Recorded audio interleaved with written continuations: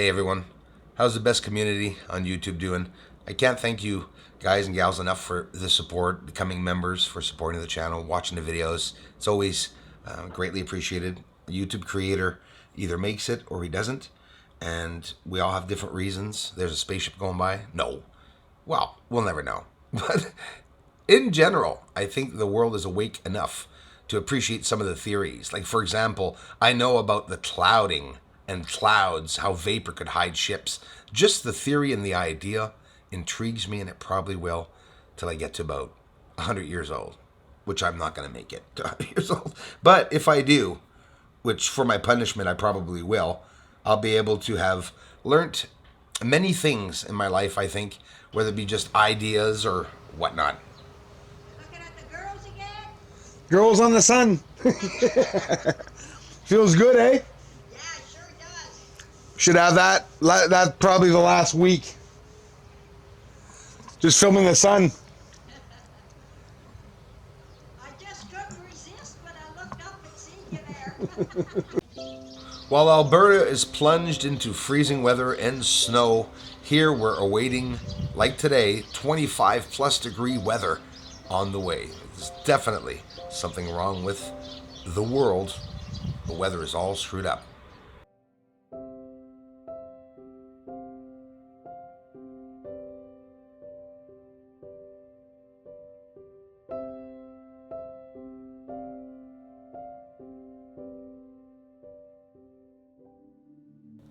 So let's head to the moon. There's the edge, there's Mare Crisium on the top left, and look at all the details that are around it. I want to go and show you the closest view you've ever seen of Mons Argaeus. We're going to go zoom up straight up into the surface of it, the center of it, and we're going to try to get it almost whole screen zooming up. Look at that blast. It looks like at the bottom of Mare Crisium on the top right there. That does look like a blast, but yet you see the lines there. Enjoy. This is some nice close-up footage. Mons Argaeus right there in the bottom coming up, and we're going to see it at 2-3 different magnification levels. Closest I've ever shown it. Thanks for watching, everyone. Oh, and stick around. Those of you who have not ever seen UFOs on the moon, that's what we're going to look at and analyze right after this.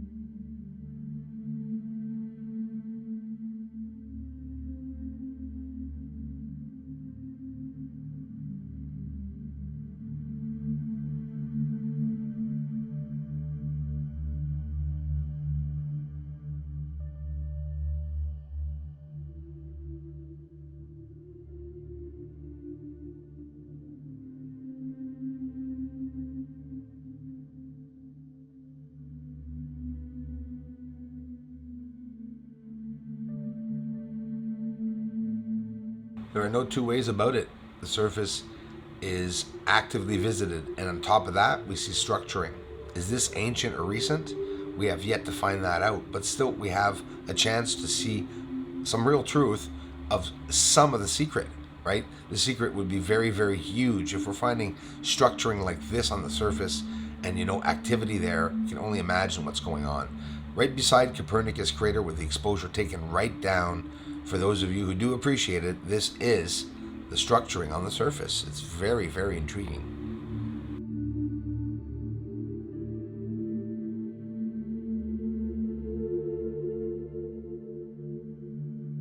Here's an object that passed by. I was able to get a frame shot of it, and at the same time, we'll see it. It was going by really, really fast, and it was during a partial eclipse a couple of years ago.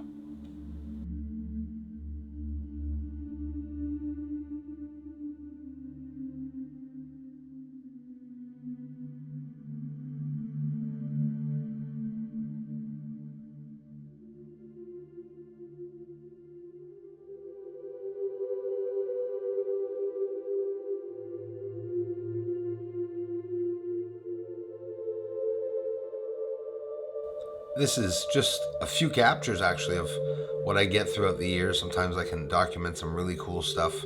I call this one my angel with the two wings and the tail, actually, the long skirt at the back. Absolutely incredible. This was going by the constellation of Orion in 2 years ago, actually. Beautiful, beautiful capture of this diamond-shaped object going by with its tail. You can see at the back.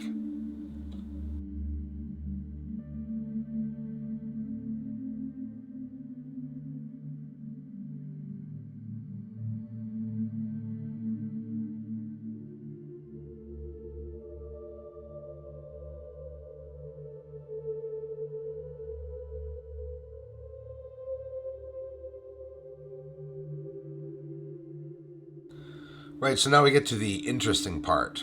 Watch these objects. This is beside a crater. You don't know what they are. And look at them. They're moving places at the same time.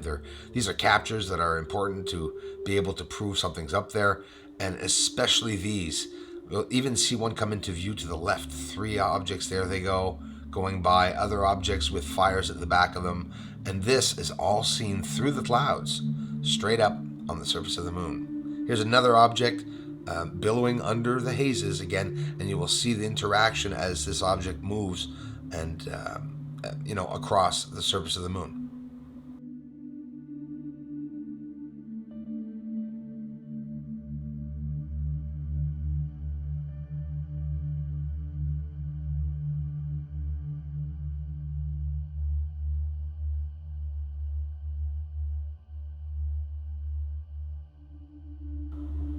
This is a large tunnel-like, long, elongated, dark line, and at the end there's this smoke or haze coming out of it. This is right at the edge of Plato Crater, very, very close up, and you literally see the billowing smoke on the surface, among many other UFOs, both coming and leaving the surface of the moon. I don't know how many captures I've shown. I have some, of course, some of my favorite ones, like this one, for example. This is a fire that's appearing beside a UFO, but the fire that ignites actually looks like it's descending to the surface of the moon at the same time.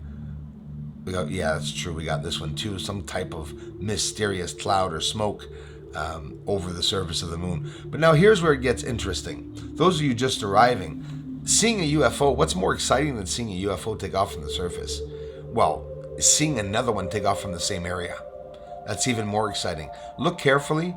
Under the hazes and smokes, the UFOs are lining up to take off. And I'm not lying about this. This is the dead truth.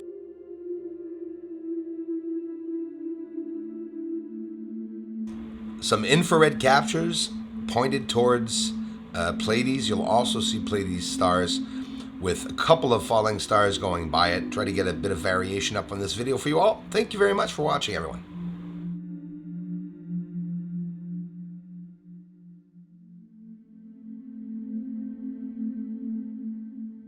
While I'm inside, a blinding light appears to the right. I must have missed a big falling star or meteor or UFO. And look over to the left, Pleiades. You will see, there it is, a falling star or something coming into Earth's orbit. Probably is what happens when they get towards near or close to the oxygen, right?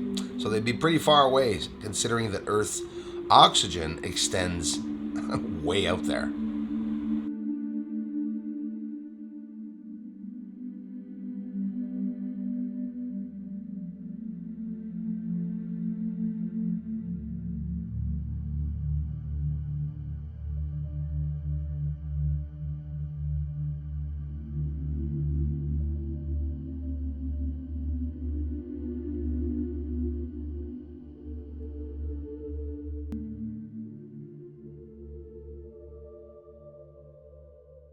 If it wasn't for my amazing community, this channel wouldn't even exist.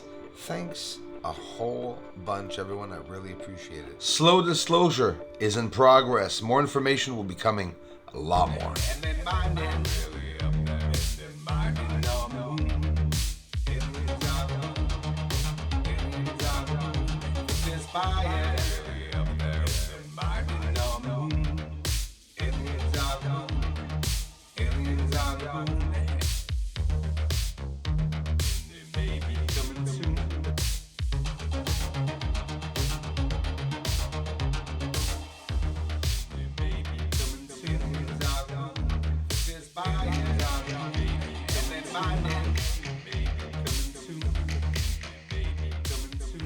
This is Houston. Say again, please. Houston, we've had a problem.